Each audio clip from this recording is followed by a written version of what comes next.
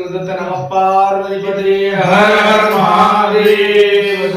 దత్త ఎడపల్లి శ్రీ గురుదత్త ఆశ్రమం కైవల్య దత్తానందగిరి స్వామి నాగా బాబా ఇక్కడికి మరి మేము నాగసాధువు అయితే మా నాగబాబా వారు మాకు చాలా అన్యోన్యమైనటువంటి బంధం. ఇది మధ్యప్రదేశ్లో శంకరాచార్యుల వారి యొక్క ప్రతిష్టా సందర్భంలో ఓంకారేశ్వర్లో ఆయాచితంగా కనపడిన ఆయన పట్టుకోవడం జరిగింది. చేతి పట్టుకున్నాడు. మేము ఇద్దరం కలిసి భోజనం కూడా చేశాం. ఆయన ఎన్నో సంవత్సరాలుగా ప్రేమ స్నేహంగా కలిసిమెలిసి ఉన్నట్టుగా ప్రవర్తించి నేను వెళ్తూ ఉంటే భోజనం అయిన తర్వాత వెళ్తారా అని చెప్పేసి నన్ను బయటకు తీసుకొచ్చి వాళ్ళ తోటి స్వామీజీలతోటి కూడా ఉంటూ మీరు వెళ్తున్నారా అని చెప్తూ నేను పక్కనే ఉంటానని చెప్పి వెళ్ళారు. మరి అసలు ఆయనకి ఫోన్ నెంబర్ తెలియదు, ఏమీ తెలియదు. మరి దైవ నిర్ణయం ఎట్లా ఉంటుందో తెలియదు కదా.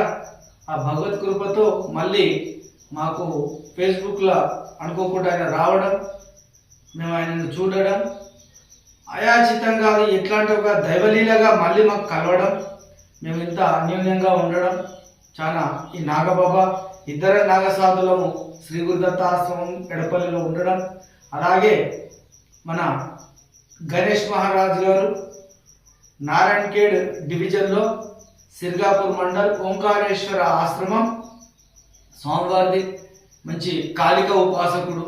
మంచి ఆయన కుటుంబాన్ని కూడా త్యజించి ఆయన కార్యనిర్వహణ చేసుకుంటూ భక్తులకు వచ్చినటువంటి వాళ్ళకు పలకరిస్తూ ఒక చిన్న శివాలయాన్ని ఏర్పాటు చేసుకొని ఆయన స్వంత భూములను ఆశ్రమం ఏర్పాటు చేసుకుని ఆయన జీవనాన్ని కొనసాగిస్తున్నారు. ఇప్పుడున్నటువంటి కుంభమేళాకు వెళ్ళడానికి సిద్ధంగా ఉన్నాడు. ఆ కుంభకోవడానికి కూడా సిద్ధంగా ఉన్నారు. ఇప్పుడు ఆ కుంభమేళకి వెళ్తున్నారు.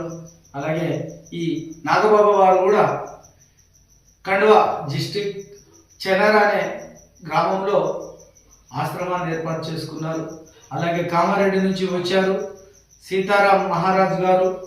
సీతారాం సాంప్రదాయానికి సంబంధించినటువంటి త్యాగి అంటారు వీళ్ళని.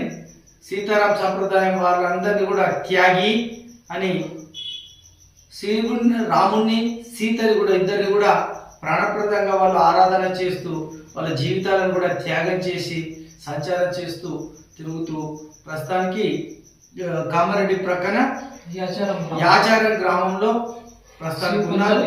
శివ పంచాయతీ మఠం యాచారం అనే స్థలంలో గ్రామంలో శివ పంచాయతీ మఠం అని ఏర్పాటు చేసుకుని అక్కడ నివసిస్తున్నారు. ప్రస్తుతం కుంభమేళానికి కూడా వెళ్ళడానికి కూడా సిద్ధంగా ఉన్నాం. అలాగే ఈ జనవరి 10 తారీఖు లోపల ప్రయాణాలు కుంభమేళానికి వెళ్ళడానికి. కుంభమేళాలో అక్కడ వాతావరణం పరిస్థితులని దృశ్య అక్కడ కొద్ది రోజులు ఒక కమసం తక్కువ అంటే ఒక 30 రోజులు ఉండడానికి కూడా అక్కడ నిర్ణయం జరిగింది. అలాగనే గణేష్ మహారాజ్ గారు అఘోరి దీక్ష తీసుకోవడానికి సిద్ధంగా ఉన్నారు. అలాగే స్వామివారు కూడా మంచి వైష్ణవ సాంప్రదాయంలో దిగంబర అఖాడ నుంచి మంచిగా సాధన చేసి దీక్ష తీసుకోవాలంటున్నారు.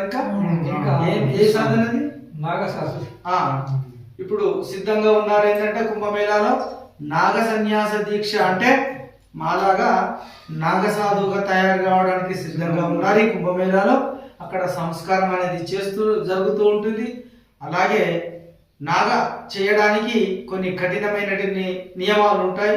ఆ కఠిన నియమాలను కూడా తట్టుకొని ఓర్చుకున్నప్పుడు మాత్రమే నాగ సన్యాస దీక్ష ఇస్తారు. ఏదో మామూలుగా దీక్షలు ఇచ్చినట్లు అందరిలాగా ఇది ఉండదు.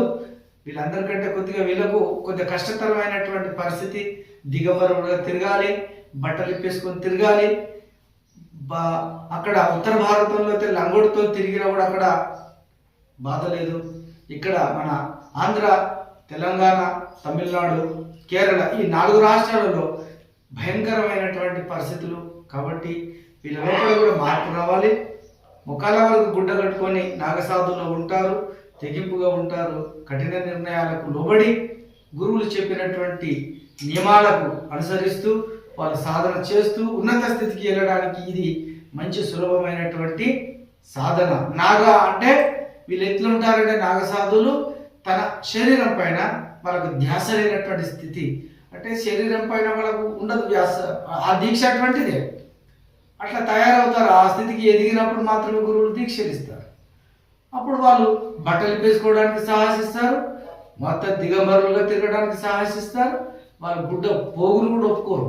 మీరు అనుకోవచ్చు మరి నువ్వు కట్టుకున్నావు కదా అంటే, ఎందుకంటే ఇది బట్టతలు ఉంది కదా, బాగా కనపడతలేదు అని కట్టుకోవడం తప్ప ఏం లేదు. ఇది కూడా తీసేస్తాం, ఇది మొక్కల వారికి మాకున్నట్టు. ఇక మిగతా కొంచెం స్వామీజీలకి ఇది పడదు కదా. చాలా మంది నాగస్వామీజీలు అంటే పడదు, ఎందుకు మరి అర్థం కాదు. మరి వాళ్ళకు వాళ్ళు గుడ్డలు ఉంటాయని ఉంటే మా లెక్క మీరు ఇంట్లో ఉంటారు, అది వాళ్ళకే తెలియదు తప్ప మనం మాట్లాడడానికి లేదు కదా అని తెలియజేస్తూ, ఇక్కడ మా ఎడపల్లి శ్రీ గురుదత్త ఆశ్రమానికి స్వామీజీలు వచ్చారు. మంచి కార్యక్రమం. నిన్న మా గురుదేవులు గణపతి సచ్చిదానంద స్వామీజీ గురుదేవుల యొక్క ఆశీర్వాదంతో, దత్త విజయానంద స్వామీజీ వారి యొక్క చిన్న గురువు గారి యొక్క కృప ఆశీస్సులతో శ్రీ గురుదత్త ఆశ్రమంలో ప్రధాన అనగాష్టమి వ్రతము 18 అధ్యాయాలతో కూడుకున్నటువంటి భగవద్గీత యజ్ఞము కూడా నిర్వర్తించడం జరిగింది. ఇక్కడ ఉన్నటువంటి భక్తులు కూడా రావడం, దత్త ప్రచారం జరగడం, ఆ కార్యక్రమానికి స్వామీజీలు రావడం, అలాగే సంగ్రామ్ మహారాజు కూడా, నారాయణఖేడ్ సంగ్రామ్ మహారాజు కూడా రావడం మాకు చాలా సంతోషంగా ఉందని తెలియజేస్తూ, చైతన్యం రావాలి, హిందువుల్లో కదలికలు రావాలి, మేల్కోవాలి, నిద్ర వీడండి. హిందువు జాగో, హిందువా జాగో. భారత్ మాతాకి జై. నమ పార్వతీపతే.